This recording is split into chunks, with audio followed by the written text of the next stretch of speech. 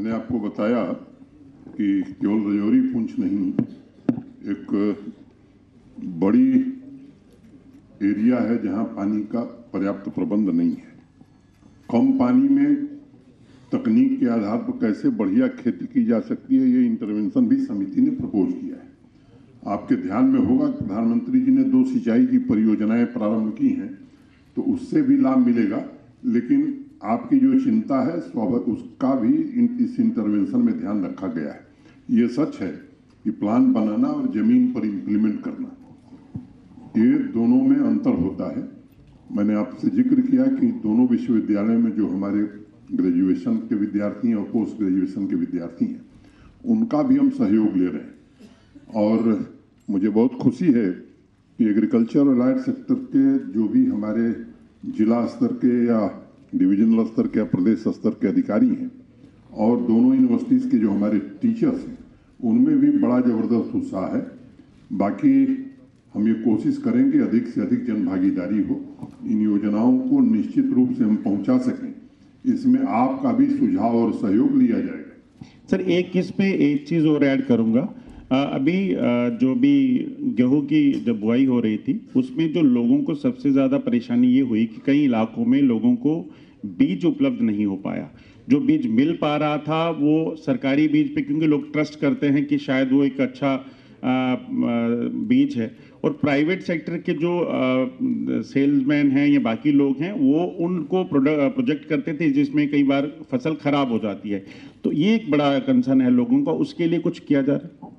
मैंने इसको विस्तार से बताया कि सीड रिप्लेसमेंट सबसे महत्वपूर्ण इंटरवेंशन है। अच्छी क्वालिटी का सीड, और उसके लिए हम किसान खिदमत सेंटर भी बना रहे हैं, सीड प्रोसेसिंग यूनिट भी बना रहे हैं, सीड विलेज भी बना रहे हैं।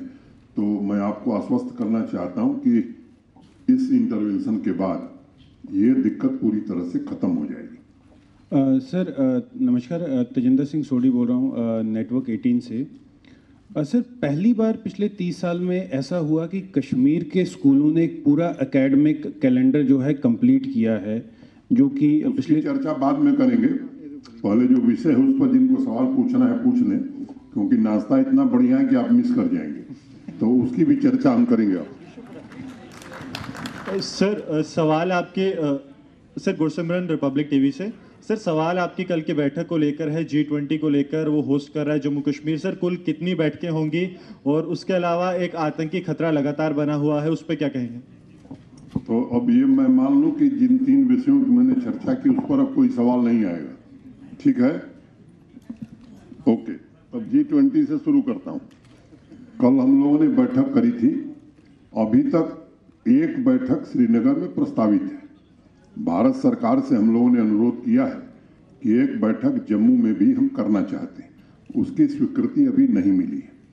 हमारे सारे सीनियर ऑफिसर्स कल थे, हम लोगों ने एक व्यापक योजना बनाई है, और मैं उम्मीद करता हूं कि देश के दूसरे राज्यों में जिस तरह की तैयारी है उससे कहीं पीछे हम नहीं रहेंगे, और हम सब मिल करके कोशिश करेंगे कि सर्वश्रेष्ठ प्रदर्शन जम्मू कश्मीर कैसे दे सकता है, हमारी जो स्ट्रेंथ है उसको हम कैसे शोकेस कर सकते हैं, और पूरे जम्मू कश्मीर के निवासियों की भागीदारी हो, ज़्यादा से ज़्यादा जन भागीदारी का कार्यक्रम बने।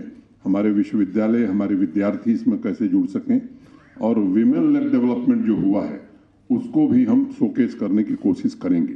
जहाँ तक सुरक्षा का सवाल है, आप आश्वस्त रहिए।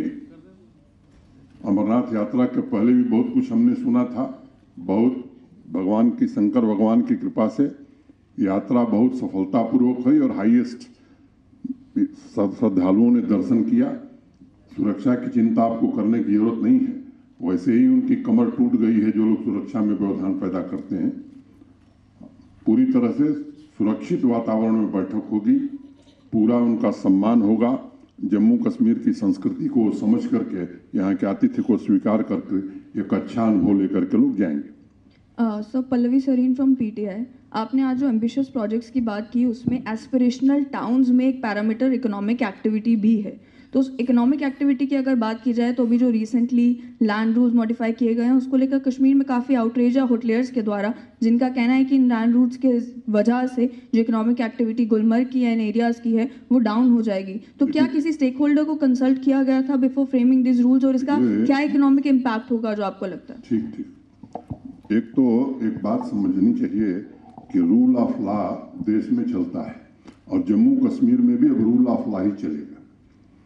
दूसरी बात ये समझिए कि ये जो नए कानून बनाए गए हैं, यहाँ के लैंड लॉज बड़े रिग्रेसिव थे, प्रतिगामी थे और अनेक परिवर्तन हम लोगों ने किए। यहाँ कानून ये था कि अगर आर्चर्ड लगाना है किसान को तो भी रेवेन्यू मिनिस्टर से परमिशन चाहिए और काटना है तो भी परमिशन चाहिए। वो कानून हमने बदला, अनेक इस तरह के बदलाव हमने किए हैं। लैंड पासबुक तीनों भाषाओं में लोगों को उपलब्ध कराई जा रही है। अधिक से अधिक टेक्नोलॉजी का उपयोग करके मैं एक बात बार बार कहता हूँ कि अगर महाभारत के समय लैंड रिकॉर्ड दुरुस्त रहे होते तो भगवान कृष्ण ने वो 5 गांवों का मसला सुलझा दिया होता। तो वो काम हम करने जा रहे हैं। दूसरी बात मैं ये कहना चाहता हूँ कि ये मुश्किल से 400-500 लोग प्रभावित होने वाले हैं और मैं आज ये कहना चाहता हूँ कि कोई भी गरीब दुकानदार या गरीब आदमी से प्रभावित नहीं होने वाला है। हाँ, ये सच है कि 100 करोड़ की प्रॉपर्टी अगर 5 रुपए में लेकर के लोग राज कर रहे हैं तो जो सर्वोच्च न्यायालय का आदेश है, जो देश का आज कानून है, सर्वोच्च न्यायालय का सम्मान मैं भी करूंगा, पूरे देश को करना चाहिए और सबको करना चाहिए और वही कानून हमने बनाया है। देश के किसी राज्य में कोई दूसरा कानून नहीं है। कुछ लोग अनावश्यक गुमराह करने की कोशिश कर रहे हैं। जी sir, Mohammad Ashraf sir, ETV से Mohammad Ashraf sir. KCC loan की जो लोन दिया जा रहा है ज़मींदारों को, पहले से ही डिमांड है कि वेवर वो माफ़ किया जाए, लेकिन जम्मू कश्मीर में जिस तरह से वादी कश्मीर में पहले ही किसानों को नुकसान से दुचार होना पड़ा, अनसीजनल बर्फबारी हुई जिससे जो सेब की पैदावार थी उसको भी असर पड़ा, क्या कोई प्रोग्राम है, प्लान है सरकार का कि वो जो केसीसी लोन है वो माफ़ किया जाए? नहीं, वो माफी वाला जमाना खत्म हो गया, ठीक है ना।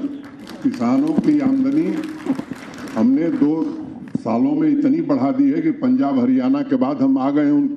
और मैं आपको कहना चाहता हूं कि ये 5 साल बाद देश में सबसे ज्यादा आमदनी जम्मू कश्मीर के किसान की होगी। सर आखिरी 2 उपराज्यपाल जी नमस्कार। उपराज्यपाल जी नमस्कार, मैं Sunil Bhatt India today group से।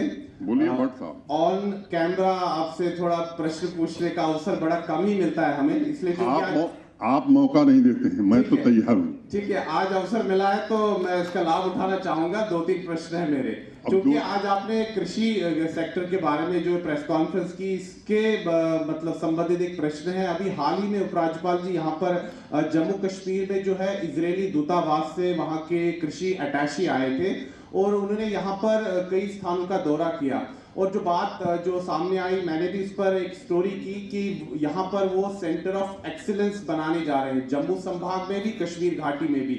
उसके बाद आतंकी संगठनों ने जो है धमकी दी कि इजराइल के कोई भी जो सेंटर ऑफ एक्सीलेंस है उसको यहाँ पर बनने नहीं दिया जाएगा, उस पर जो है हमला किया जाएगा। प्रश्न नंबर 1। प्रश्न नंबर 2, आज ही देश के स्वास्थ्य मंत्री जो है उन्होंने राहुल गांधी को पत्र लिखा है और कहा है कि जो भारत जोड़ो यात्रा कर रहे हैं, इस समय कोविड की महामारी का खतरा एक बार फिर से उत्पन्न हो गया है, या तो वो अपनी यात्रा स्थगित करें या कोविड प्रोटोकॉल का पालन करें।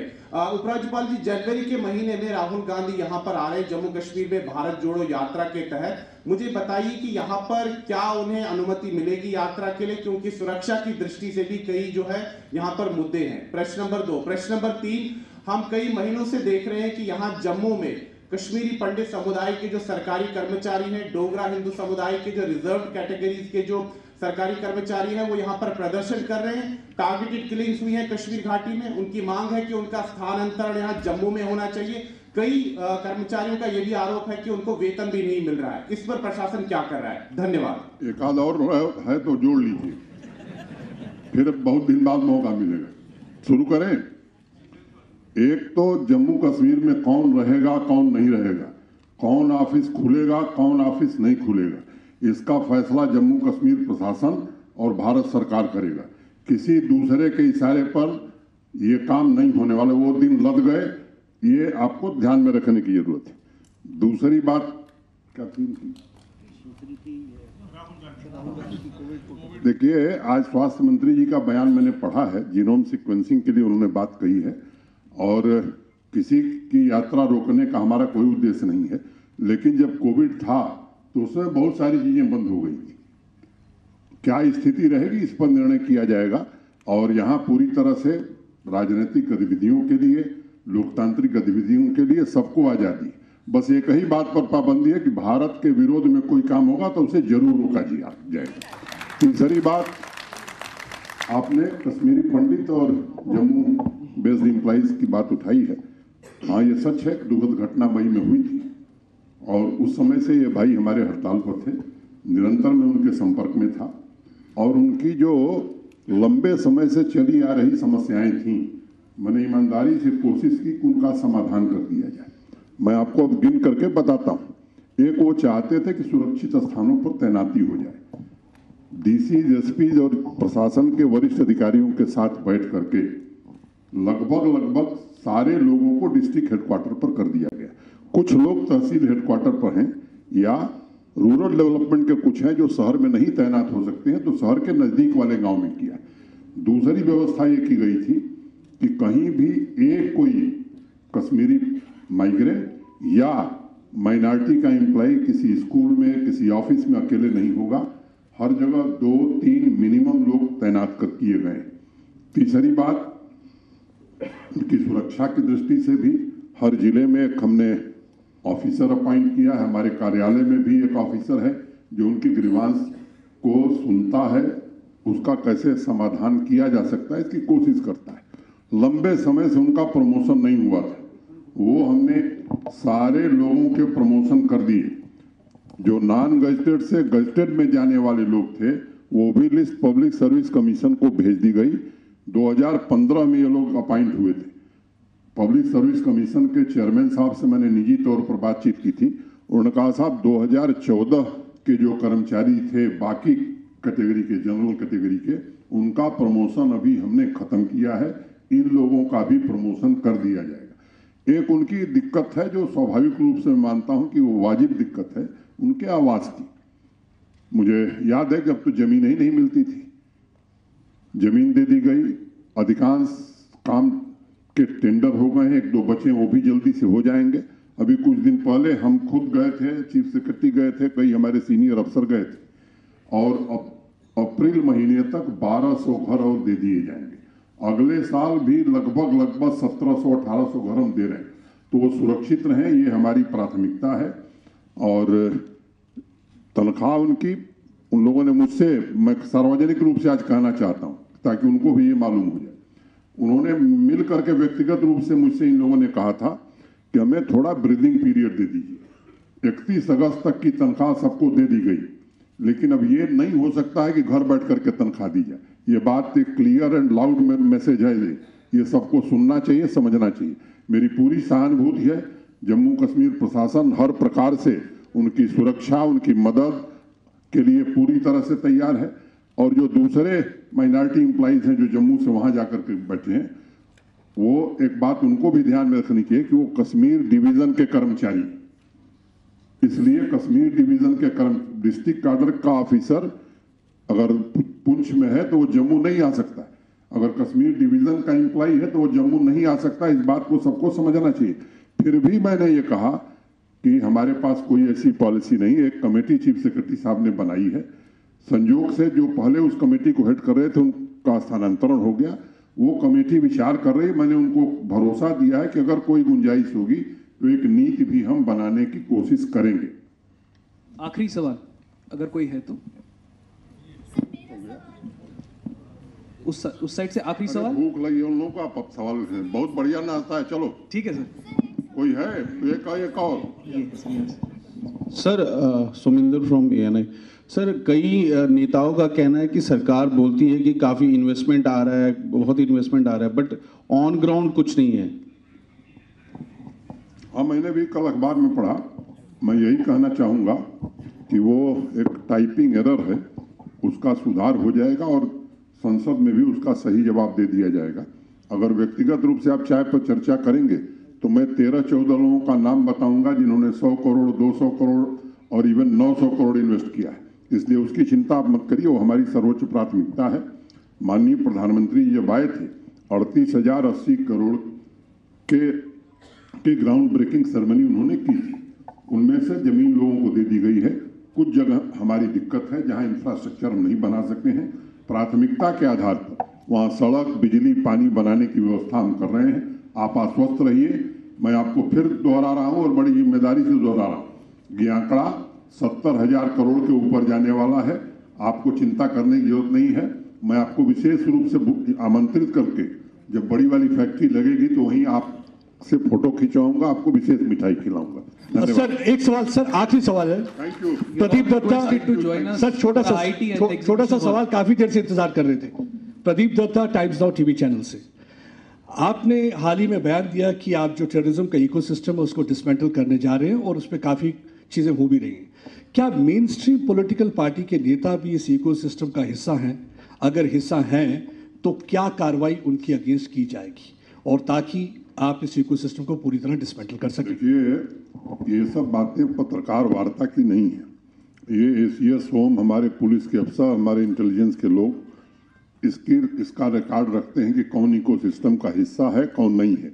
हाँ, इतना मैं जरूर कह सकता हूँ नीतिगत तौर पर कि हिस्सा जो भी होगा उसके खिलाफ कार्रवाई होगी, चाहे वो किसी फील्ड में हो। Thank you.